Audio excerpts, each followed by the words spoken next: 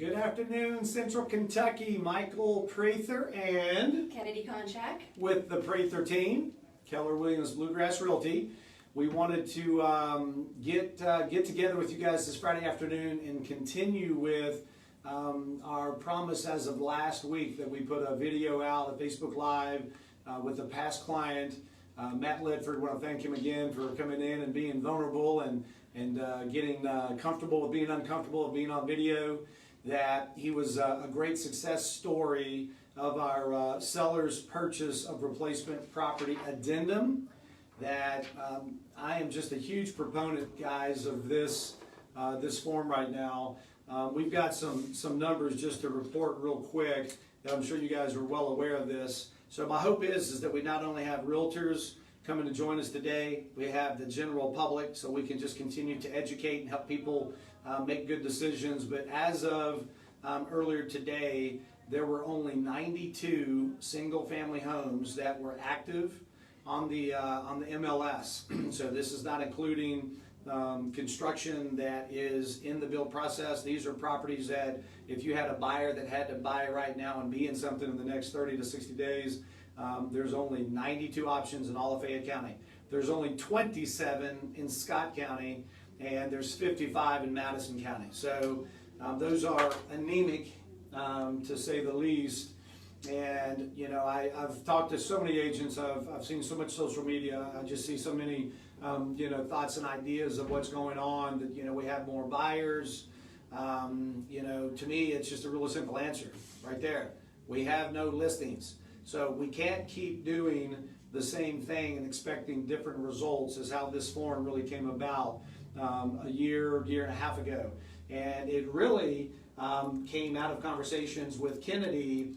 That I'll let her tell more of the story, but to the best of my recollection, she had a seller that was under contract to buy another property. Yes. And they were now ready to go on the market to sell their home. Yes. But they wanted it to be contingent upon them successfully closing on the property they already had under purchase contract, correct? Yes, we had 3 days to get their house listed and under contract. And so they were just mostly concerned that if something did come about with their purchase, that they would, still have to sell their house and not have good transitional housing in place. So we went ahead and put in a clause and realized very quickly that clause was a little bit insufficient to cover all of the complexities involved with such a transaction. And we did a very good job with it, and we had an agent on the other side that was fantastic to work with. But at the end of the day, they just wanted to be sure that they had somewhere to go and that they wouldn't find themselves without a home, having sold and not purchased. So what we quickly started to do, which we're always told in real estate school, to not practice law. We are licensed to practice real estate in the state of Kentucky, yet all the time we start getting into the addendums, blank addendums, page 4 of the purchase contract, other terms and conditions, that we, to the best of our abilities, try to think of every situation to protect all parties. Kennedy said a key thing, that she had a great agent on the other end. So this is my little public announcement too, that our relationships with each other, fellow realtors, whether we're on the same team, same office, or just throughout Central Kentucky, we're all on the same team, guys. It's so important to communicate and work well together and know that we're all, our job together is to help get buyers and sellers over the goal line, get that ball in the end zone. So with that situation, there was some fallout with the purchase of the property your sellers were to go to, and the buyers, to the best of my memory, were still willing to wait because they had been in multiple offer situations. This was just the start of all this craziness that was going on. Yes. And they're like, hey, we're just happy to be under contract. We will give you flexibility. Yes, and I think when, at the end of the day, when you get to the point, if there is an issue with the purchase or locating the purchase, then you're just going to go back and try to renegotiate for more time, or even a rent back situation, or maybe find transitional housing. So there are lots of options. It's not like all one path and we can't veer off of it and make accommodations. But at the again, that was in January of last year, so that was before all of this just kind of started blowing up, and people were already feeling very desperate to maintain, contracts. But Ultimately, that one didn't end up working out for the parties, but my sellers are still in their house. So they were able to navigate that and not, be homeless. Yeah, well, and I think that's what we keep on hearing. Hey, I would love to sell right now. I would love to take advantage of moving up, moving down, moving away. Interest rates are still low, albeit they're rising. But we just hear over and over and over that I just don't want to be homeless. So there's a fear, there's an objection from a selling standpoint that we can overcome. And that was in January, and it was in February that I started having some conversation with Justin Landon at Elbar to say we gotta do something different here. We've got this contingency we use all the time of buyers buying a property, and it's contingent upon them successfully closing on their sale in order to buy. So why not reverse it and have the seller say, hey, based upon 1B of this document, it very simply says that this agreement is contingent on the seller's ability to close on replacement property. So I really want to encourage everybody in our industry to go get this form off of Elbar Interactive Forms.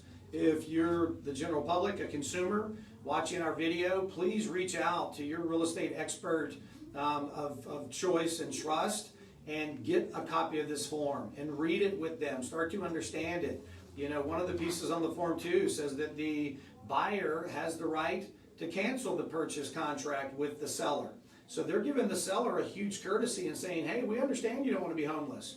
We'll get into a contract with you knowing that you need to go buy a replacement property with only 92, 27, and 55 properties out there, that they can keep looking for other properties. And if they find a seller willing to sell them a house that they love equally as much, maybe not as much, but they're not being required to have a seller replacement property addendum, they can give the seller of contract 1 notice to cancel. So this form is very fairly written. So Justin did a fantastic job of putting together a task force, really starting to flush out all the possible scenarios of this form. Our association, went to fight for us, got an attorney, drew up the document, tried our best to come up with every thought in every situation. So until we really largely get it into practice, we're not going to fully understand maybe all the complexities that come up. So, well, I was just going to say, this reminds me of when we first were starting to really use escalation clauses. So when, 4 years ago, when I would talk to other agents about escalation clauses, or even felt sometimes a little bit anxious about using one in a multiple offer situation because the listing agent may not understand it and then be able to explain it properly to their clients. So this is very much the same. Now we're using escalation clauses almost all the time. So we can get to a point where we can represent these complexities to them and simplify it for them so that they know we've got additional tools in our toolbox to help relieve inventory. That's and right. Give us some more listings to work with, and then give our sellers who become buyers more opportunities. It's muscle memory. It's, for you veterans that have been doing real estate for many, many years, if not decades, think back when you first got into real estate. Things were new, it was uncomfortable, but you did it and you got better at it, and then it just became, secondhand. This form is something that we've got to embrace as an association and start to loosen up inventory, because I believe there's so many people out there that would love to sell that, once again, there's nothing to buy, therefore they do nothing. So if you think about, there's a little over 4,000 realtors in Central Kentucky in our association. About half of those agents live right here in Fayette County, or if not, in just very close proximity. So I guarantee you, of the half of us that, say that's 2,000 agents, each and every one of us know at least one person that says, I would love to list with you, but there's nothing to buy, and you can't talk them out of selling right now because they don't want to be homeless, and you're not introducing this to them to give them confidence that they will not have to get pushed out of their house if they don't have a replacement property. So think about if each and every one of us can commit that the next 30 days, I'm going to get to my crazy harebrained idea here in a second. The next 30 days, we get together every Friday at 2 p.m. and we just hash this out. Everybody that has a question, everybody that has a concern, everybody that has a scenario that you're not sure how this form can handle, let's talk about it. Let's figure it out. Because my belief is if we could have those 2,000 agents just bring one seller to the market, just one, that's 2,000 listings that all of a sudden we have to start playing the memory game instead of not even 203 counties. So I'm going to have Cole follow me for just a second to the whiteboard that I want to just kind of show you guys, in picture what I believe this is going to look like, okay? So please do not make fun of my artwork. This is as best as my, stick people artwork could ever do. So Asa did this, by the way. I'm putting full blame on him. So these are houses. I hope you can tell. But I believe this person wants to sell but doesn't want to be homeless. This person, same thing. All these people represent people that want to sell, but nobody knows that their house would be available as an option, therefore it's invisible inventory. I think there's so much invisible inventory out there that if we brought all these houses to the market, in close proximity, same time, that this person needs to buy this person's house. This person needs to buy this person's house. This person to this person, here to here to here to here. I think you guys have the understanding. So we've got to get all this inventory to the market. We immediately start to settle down multiple offers because there's more choices, right? Real estate's nothing more than macroeconomics. Follow me back over here. That we settle down the craziness right now of sellers that are like, oh my gosh, I've put my house on the market and I'm gone from it for 4 days. Right? And then we have real estate agents that are now, having to sift through 15 offers, 15 agents, 15 pre-approval letters, making sure that they're vetting that those are all legit, all good, tax returns have been checked, pay stubs, bank statements, all the work that we know we have to do to make sure we're making great decisions for our clients. And I think too, supply and demand, we start to settle down pricing a little bit, that I think most people would agree that pricing's gotten a little bit out of control for some folks. Absolutely. Appraisals, people are having to waive appraisal clauses in order to buy. It's just not a healthy market now or in the future. So think about what we're doing if the National Association of Realtors states that we're turning over houses about every 10 years. These people that are paying $50,000, $100,000, $10,000 over property value, it's going to take them a long time to maybe recover. Maybe not. So it just solves a lot of problems. Yes, it is. So here's my harebrained idea. We're getting ready to go into March Madness. We got Kentucky basketball looking pretty daggone strong. I'm thinking we're, and I always fill up my bracket with Kentucky making it to the championship and winning. This year I actually really daggone believe it. So in the spirit of March Madness, I want us to come together as an association, as a group of professionals, embrace this form. Be having conversations with your agents, with your offices, with your clients, most importantly. We got to educate the general public to say, hey, we hear you. We know you don't want to be homeless, but you would love to sell and take advantage of everything that's going on in the market. We got you. We got a form that is going to protect you. And then what we do is we get prepared. And here's the date I'd like to propose. St. Patrick's Day, March the 17th. It's the start of March Madness basketball as well. If I'm a seller, I'd like to put my house on the market, and then I want to go to my local watering hole or Malone's or wherever you want to go, or heck, go out of town and watch the tournament and let the games begin and let your house, all 2,000 of them, 3,000 of them. Just think of each realtor that has, one seller. I'm betting if you dig into your recesses of your brain, you got 2 or 3 people that would like to do it. Absolutely. Now we're talking about thousands of properties that we just automatically loosen up the market. So we've got to really do something different versus anything we're doing on social media, just telling people we need more listings. Absolutely. Captain Obvious, we know we need more listings, but what are we going to do to get them? We've got to have something that covers the objection of the consumer. And I'll also add just an experience that I had last year. This is a story you can use and explain to your clients as well, where just having this addendum gave me the tool I needed to be able to explain to my clients, my seller clients, an option that they had that they didn't know existed. It allowed them to take advantage of the market. We listed, got 80 showings, 29 offers, and at the end of it, they ended up not even using the addendum. They said, heck, for what we're getting out of this house, we're just gonna go rent if we have to. We got very lucky. We did find them another house the next day, and all, we'll just say a happy ending there. But just having this tool gave me the opportunity to help them understand their options. I think it's a very good point, and I remember this particular sale that they sold the property about $50,000 higher, we'll just say 50. So would you not believe that if your buyer client is pre-approved for a dollar amount and all of a sudden we're getting $50,000 over our full asking price, that doesn't put them in a different price range and category of what they're looking for? Absolutely. That all of a sudden it's loosened up something, to show them possibly more options, but once again, not in this market with 92, 27, and 55 collectively. But that is such a good point that I know that we had this successfully work with clients, that we went to them to at least get into conversation about listing the house. And we said, hey, how we're going to use this is we're going to very simply put on the listing an agent remarks. And this is what I want to start hashing out over the next 30 days. We put this when it absolutely has to occupy a purchase contract. We simply state that this addendum must accompany a fully agreed upon and signed off purchase contract. So when you read that, you know that that person is not going to possibly get out of that property quickly.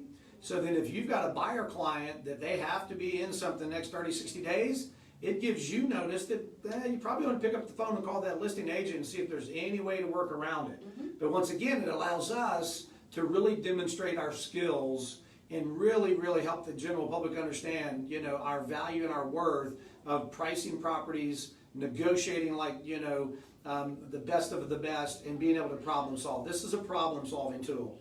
And so by getting in conversations with sellers, making them aware, getting the confidence to go on the market, that us too in a situation, they said, you know what, we've negotiated an extended closing, and that gives us enough time that we're now comfortable. They were moving out of state. We got them connected with an awesome Keller Williams team up in Michigan, and they very quickly were able to find a property up there. And I told them, I said, hey, worst case scenario, if you had to go rent up in Michigan, that you've never lived there. I used to live there. It's a big city. Maybe a year renting gives you time to be able to go understand the areas better and then make an informed buying decision. And they're like, well, that sounds good too. Yeah, so, lots of options. Right, lots of options. But if you can't get your foot in the door and cover the objection of I don't want to be homeless, then we're dead in the water. So, with that said, Cole, any thoughts, questions, anything popping up? We're going to continue to move these videos around so they can be visible and watched. We would love, whenever you have an opportunity to watch these videos, to reach out and give us some feedback. And I want to continue to be calling all the leaders in this marketplace. And that March the 17th, I think, Perfect. we need to have this to be, the luck of the Irish, and let's go help some people move around. Absolutely. Anything else you can think of? No, I think this covers it. I would be glad to take a call from anyone that would like, a little bit of a rundown on how I've been using it. We're all on the same team. We all need to create more inventory. I think Michael's right. It's invisible. It's there. I have these conversations every day. So we just need to be effective at offering all the creative solutions and really just giving our clients a full quiver of arrows with which to reach their goals. That's right. Well, we appreciate you. Arrows in the quiver versus quiver in the arrows. Hey, I appreciate Kennedy jumping on here with me today. It's never easy to get in front of a camera versus, talking to a face. And, I just think we've got to put ourselves out there. We got to get uncomfortable with what's going on, because this market, I believe, is uncomfortable for clients. It's a great time to sell, as we always, are telling people. It's just a very difficult time to buy. And our job is to figure out, what information we have in our current, local ecosystem. And let's get creative. Let's problem solve. Let's think radically of how we can do something that's going to positively impact, everybody involved. So, once again, we're open to, solutions and conversations, but we've got to have a conversation as a profession. So, one last thing that I just thought of, when you throw all this inventory out there too, and we're starting to satisfy, a big bulk of buyers, all of a sudden, that's going to help the supply and demand on new construction. And my belief is that's going to help settle down some cost of new construction as well, which has, you know, absolutely gone through the roof. So our team, you know, is very blessed to have 5 different builders that we work with. We do a ton of new construction. We pay attention to that, you know, a whole lot. And we've just been of the belief that we're steering a lot of people to new construction because they're paying well over a premium price for an existing home. So in essence, they're paying, you know, overpriced for a used pair of shoes versus a brand new pair of Air Jordans. So let's go build a house and pay the same prices basically, if not a little bit more, but you at least get a brand new pair of shoes. So just get into a lot of conversations, folks, with your clients. Please, please, please go find this form, start reading it. Tell us what you like about it. Tell us what you don't like about it. Tell us what concerns you have about it. You know, the more we can flesh this out, the better we can take all these houses and make them visible, not invisible. So, with that said, you guys have a great Friday, a great weekend. Happy selling. Super Bowl. Happy Super Bowl Sunday, Who Day, for daggone sure. And happy Valentine's Day. So, appreciate you guys. Thanks for checking in. Have a great day. Thanks.